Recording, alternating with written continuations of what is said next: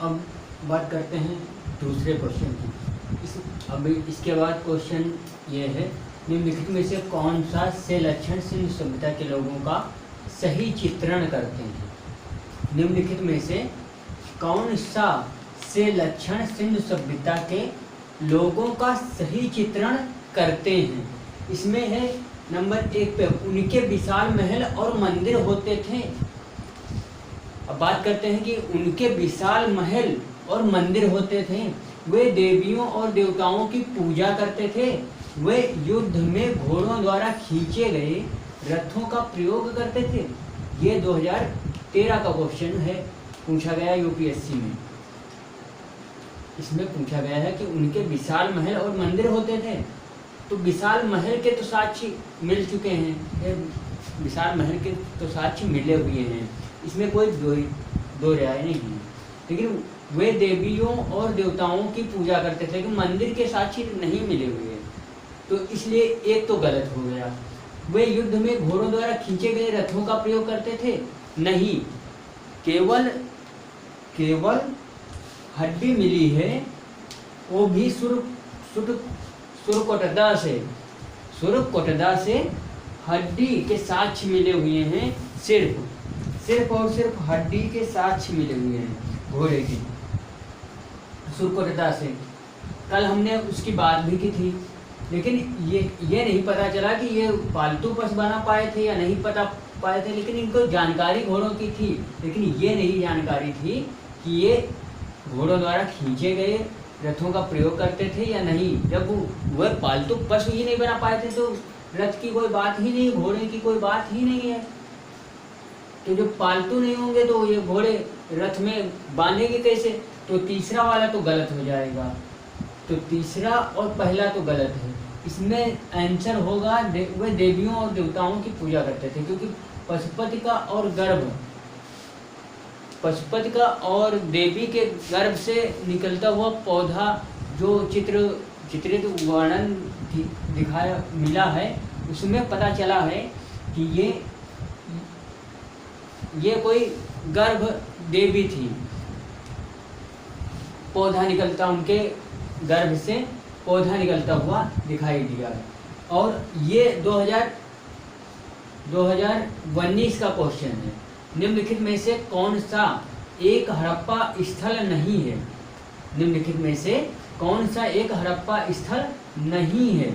तो नहीं है में चौहूदड़ों की कल हमने बात की थी, कोटडीजी की भी वर्णन हुआ है और देसलपुर का भी वर्णन हुआ है। यह सौगौरा जो है, ये अशोक के शासनकाल का है।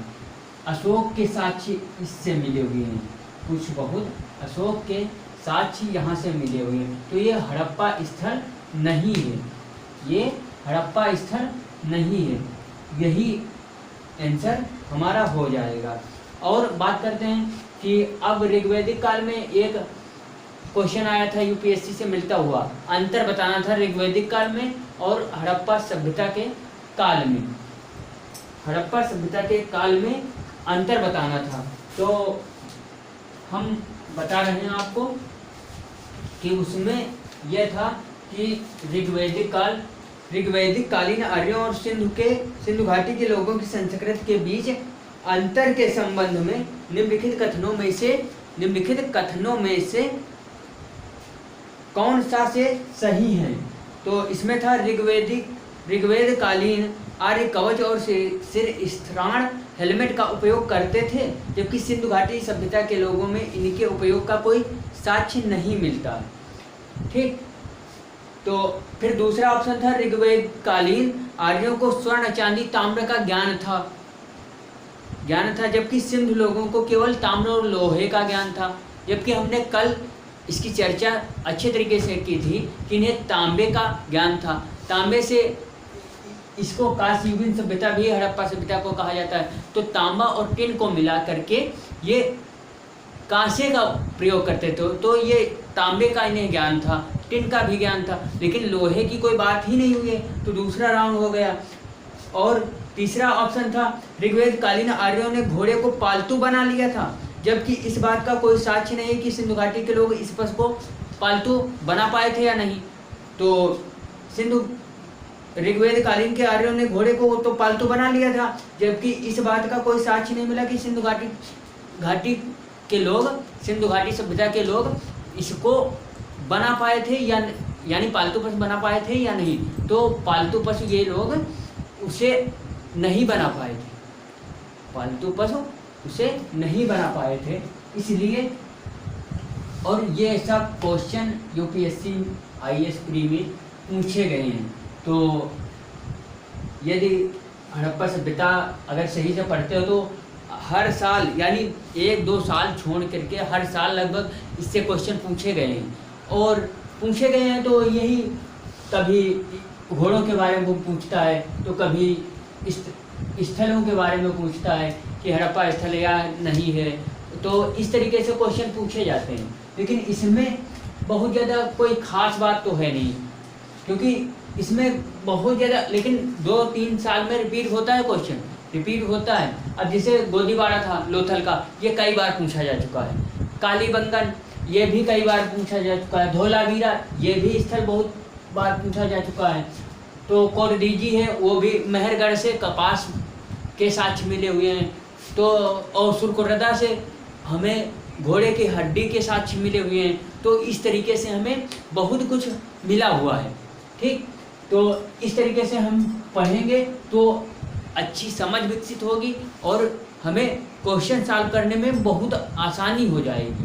तो आज हम यूपीएससी के 25 वर्षों में आए क्वेश्चनों को जो रिपीट हुए हैं, जो रिपीट हुआ है एक भी ऑप्शन, तो हमने उसको नहीं लिया है। जो रिपीट हुआ है क्वेश्चन उसे हमने नहीं लिया है, और बाकी हमने सारे क्वेश्चन कवर कर लिए हैं, सारे क्वेश्चन कवर कर लिए हैं। जैसे ऋग्वेद कालीन में था तो उसमें यह था कि वही युद्ध में वह घोड़े को जानते थे या नहीं जानते थे, तो वह घोड़े को जानते थे।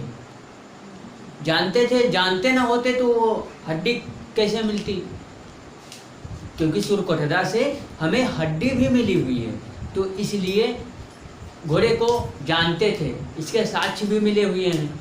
लेकिन और ये आर्य लोग गाय को पालतू पशु बनाए, उनका प्रिय पशु था आर्यों का। और आर्यों ने ही बहुत सारे मत दिए हैं कि ये सभ्यता कैसे ख़त्म हुई, क्या हुआ। तो कुछ लोग कहते हैं कि ये बाढ़ आई, कोई कहता है सूखा पड़ गया, कोई कहते हैं आर्य आए इन्हें मार दिया, आर्यों ने आकर के आक्रमण किया और और कोई कहता है कि ये महामारी आ गई कोई, तो उसमें ये पूरी सभ्यता पूरी विलुप्त हो गई। तो इस तरीके से अपने अपने मत हैं, और इतिहास काल्पनिक कल्पनाओं पर आधारित विषय है। इतिहास कल्पनाओं पर आधारित विषय है, इसलिए इतिहास के साक्ष्यों पे आधारित है। जितने साक्ष्य मिलते जाते हैं उस हिसाब से हम लोग उसकी रचना यानी किताब को इतिहासकार लिखता जाता है। इस तरीके से हमें बहुत कुछ जानकारी इतिहास से मिल जाती है। तो ऐसे हमें हड़प्पा सभ्यता और सिंधु घाटी सभ्यता एक ही नाम है, कई नामों से पूछा जाता है। जैसे मोहनजोदड़ो है तो हड़प्पा सिंधु सभ्यता, कांस्ययुगीन सभ्यता, तो ये सब हड़प्पा सभ्यता के ही नामों से जाने जाते हैं। और इन्हीं से हर साल 1-2 साल छोड़ करके लगभग बराबर क्वेश्चन, एक आधे साल छोड़ करके बराबर क्वेश्चन आया हुआ है।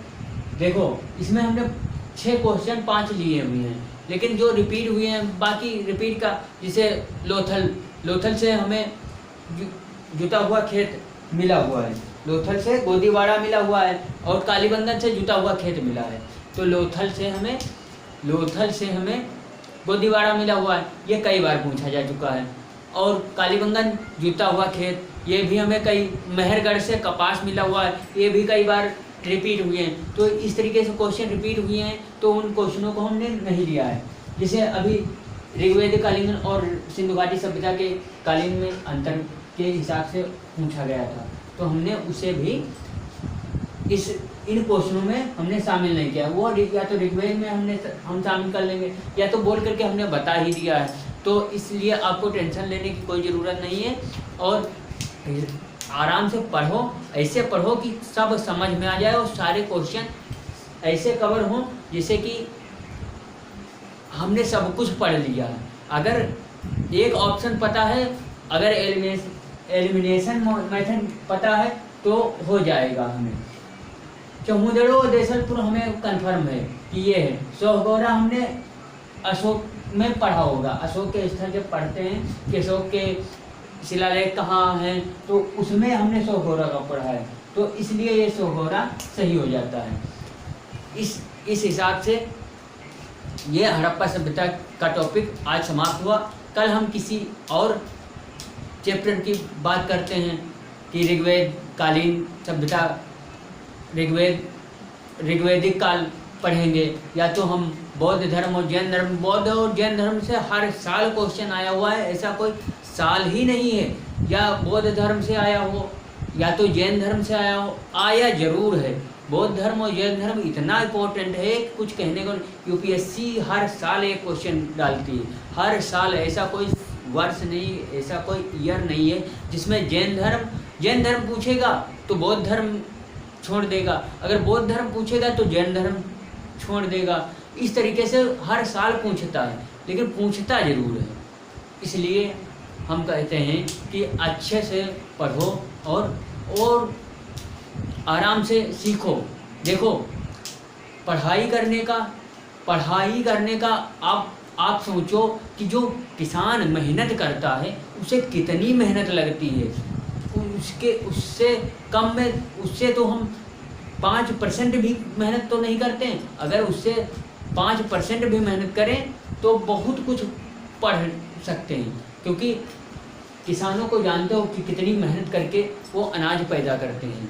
और तुम्हें तो केवल पढ़ना है, पढ़ने में मेहनत लगती है, वो शारीरिक मेहनत है या मानसिक मेहनत है।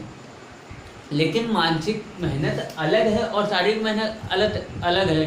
देखो, शारीरिक मेहनत में शरीर पूरा का पूरा बिल्कुल बेतहाशा हो जाता है, और मानसिक मेहनत में माइंड कुछ देर के लिए अगर कहीं दूसरी जगह विचरण में डाल दो, सोचने में कुछ अलग से, जैसे मूवी देख लिया, कुछ कर लिया, थोड़ी देर के लिए मोटिवेशन का सुन लिया, तो माइंड उसी तरीके से हो जाता है। लेकिन यदि थका लगा है, शारीरिक मेहनत की है, हाँ खूब कस करके, तो चाहे जितना मोटिवेट हो, लेकिन वो थका जब आ जाता है तो आराम, ऑटोमेटिक शरीर अपने आप सोचने लगता है कि हमें शांति मिले, हम आराम करें, तो वो आराम ढूंढने लगता है। तो इसलिए मानव एक ऐसा प्राणी है जिस पे समझने और सोचने की क्षमता है, बाकी किसी भी जीव में है ही नहीं। तो इसलिए हमारा कहना है कि आराम से पढ़ो और आराम से क्वेश्चनों को हल, ज़्यादा से ज़्यादा पढ़ो। पढ़ने के बाद क्वेश्चन को ज़रूर हल करो। यदि क्वेश्चन को हल नहीं करते हो तो पढ़ने से सॉल्व नहीं होंगे क्वेश्चन। कि पढ़ लिया और जाकर के एग्जाम में बैठ गए तो सॉल्व हो जाएंगे, जब तक क्वेश्चन नहीं हल करोगे तब तक वहाँ सही तुम कर ही नहीं पाओगे, क्योंकि प्रैक्टिस करना बहुत इम्पोर्टेंट है। अगर प्रैक्टिस नहीं करोगे तो काम होगा नहीं। तो इसलिए पढ़ो, चैप्टर पढ़ने के बाद उसी चैप्टर से जितने क्वेश्चन आए हुए हों उसे आराम से पढ़ करके उसके ऑब्जेक्टिव क्वेश्चन को लगा करके देखो कितने गलत हो रहे हैं, किस टॉपिक में हम कमज़ोर हैं, इस हिसाब से पढ़ो, तब जा कर के आपको कुछ बेनिफिट होगा। इसलिए हमारा यही कहना है कि आराम से पढ़ो और आराम से समझो और क्वेश्चन को ज़्यादा से ज़्यादा हल करो। टॉपिक पढ़ो, क्वेश्चन हल करो, टॉपिक पढ़ो, क्वेश्चन हल करो, इससे आपको बहुत ज़्यादा फ़ायदा होगा। ठीक इसी बात पे हम अपनी क्लास ख़त्म करते हैं।